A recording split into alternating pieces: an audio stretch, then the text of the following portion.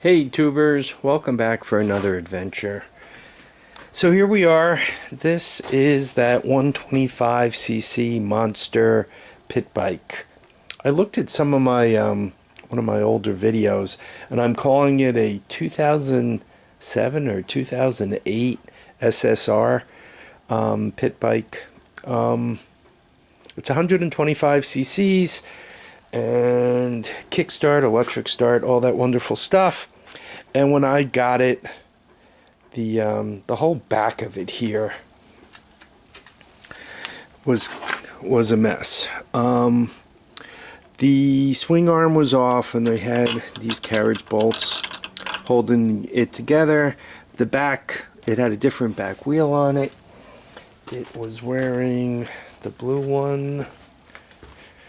This blue one, which is actually new, and the sprocket's actually new, but they had lost, they didn't change the bearings, right, because those bearings are no good, and they didn't have the spacing, and they didn't have the axle or any of that kind of stuff. So I got it cheap, only 80 bucks, and now it's a matter of putting it together. And quite honestly, it's been very, very time consuming. I got the right pivot arm bolt, but even before I tried to put it through the frame, it wouldn't go through either bushing, because both the bushings were pretty messed up, pretty trashed. So the first thing I did is I cleaned up the bushings. How did I do that? A file, excuse me, and I used emery cloth.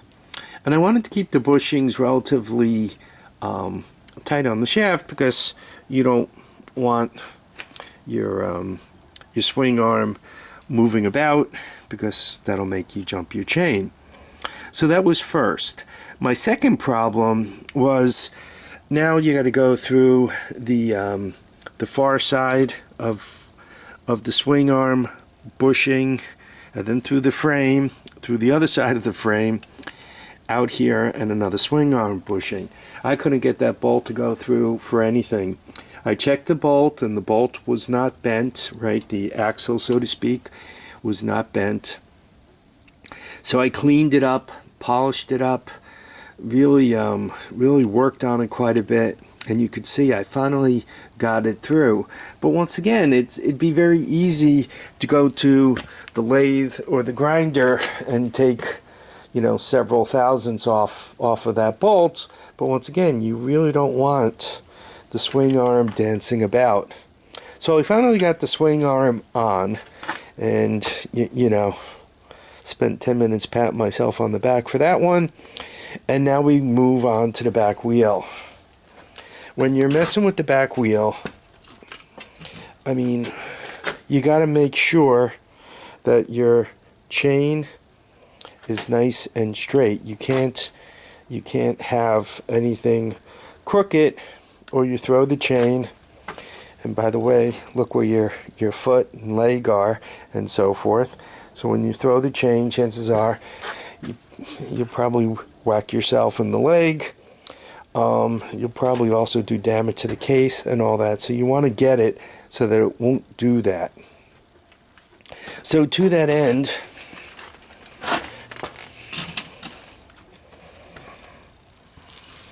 I cleaned up the back here, all through here, and then I made those bolts that slip on. As a matter of fact, let me take them off. You guys probably remember there's a bolt, a square bolt that goes through here. I drilled it and tapped it, and this goes into it. And then I made these end plates. I went up to see my buddy up at P&T Surplus, and this was a piece of aluminum he had floating around. It was like, I don't know, 10 inches long or so. Probably a piece that was cut off, and it was probably set up initially for, I don't know, perhaps a door stop of some sort, perhaps for a cabinet. So I set it up so it goes nice and neat in there. I can trim this off, or I can leave it on, but I wanted to make it so that it was really neat. So eventually I'm going to cut this off and put bolts on it. So now I'll be able to pull the chain tight. Right now it's not set up such that I can do that. But right now with the head on it. So I'll screw it all the way in, then I'll put a bolt on it, a lock washer, and tighten it, which will pull this back, which will help me tighten the chain. I'm just kind of piecing it together at this point to find out what I need, and it looks like, lean it up against here, it looks like there was some kind of guide situation up here to keep from rubbing on the frame. I mean, if you put some weight on it, it comes down, but not really enough. And I see a hole drill there, so there must have been some kind of guide here. And I'm thinking there was some kind of chain tensioner, because this is a long distance, and once again a long swing arm and everything else.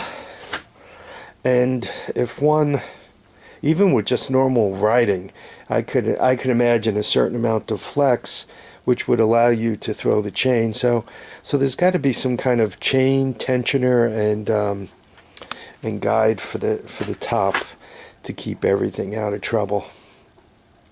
But in the meantime, am I making progress? At least I can roll the bike around now. I don't have to pick it up and carry it.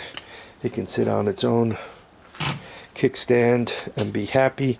And it actually looks kind of like something at this point. Turns out I had the right spacers kind of collected up from the various wheels. Just one went there, and then you kind of have to put two in there because one is too long. You kind of can't get the angles right with the bolt in there and all to put one long spacer on there. It doesn't work.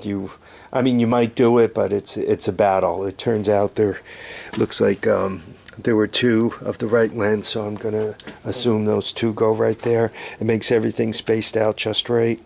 I just lightly tighten that bolt to get everything where it is, and obviously I just put that carriage bolt in there just as something handy at the moment.